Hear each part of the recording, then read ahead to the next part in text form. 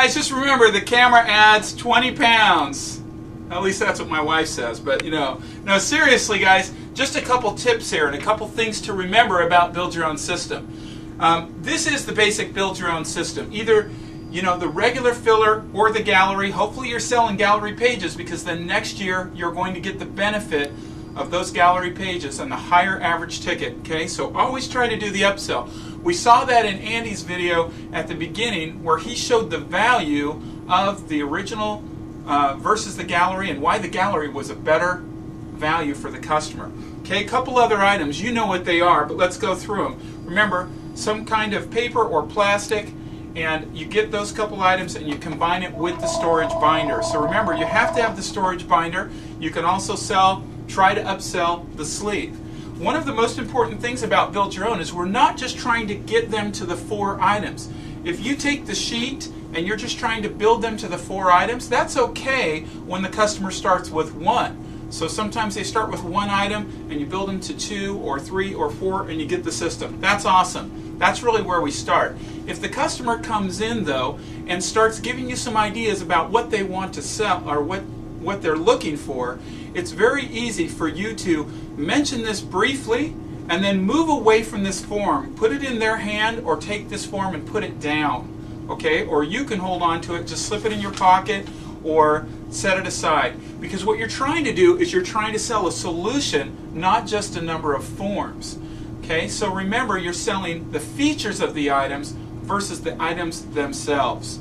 And if you do it right, the items will be there, and you'll say, it's much easier to say, hey, you've already got enough items. You've qualified for the discount. Now I noticed that you looked at these other items. A couple of things that you can do to build your average ticket when you're selling this system. Something to think about. This is $48.85. Okay?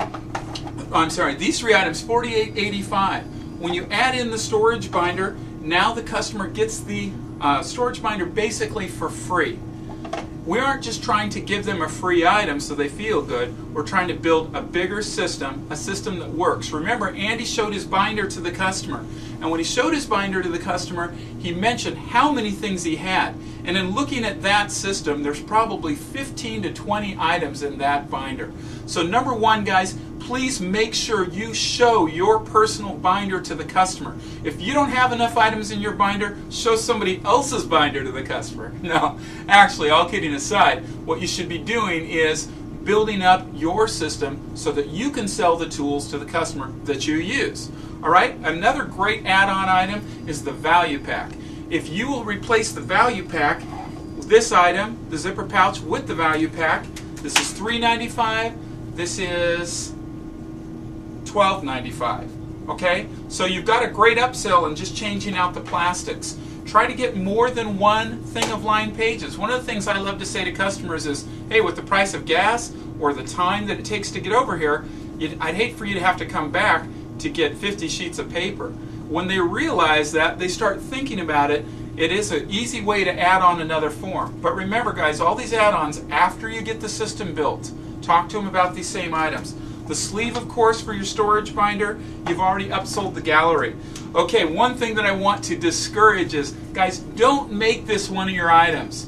Technically, it can be a plastic, but $2.95, and then you give away $8.95. Guess what? The store loses. You lose margin. Okay? If the customer needs it, of course, sell them this item. But let's try to avoid making this one of the items. Make it the 6th or 7th item. You know, when you open their binder, if you open the customer's binder with them and go through it and you see that this is beat up, then suggest it and say, you know what? It's only $2.95. And with the 15% off, it's about $2.50. So for $2.50, they can get a new page finder. Okay, so that's a great example. Another great example, and my all-time favorite right here, is the Progressive Task List. Progressive Task List is one of the easiest things to sell. If you're brand new today, you can sell this. I'll give you an example here.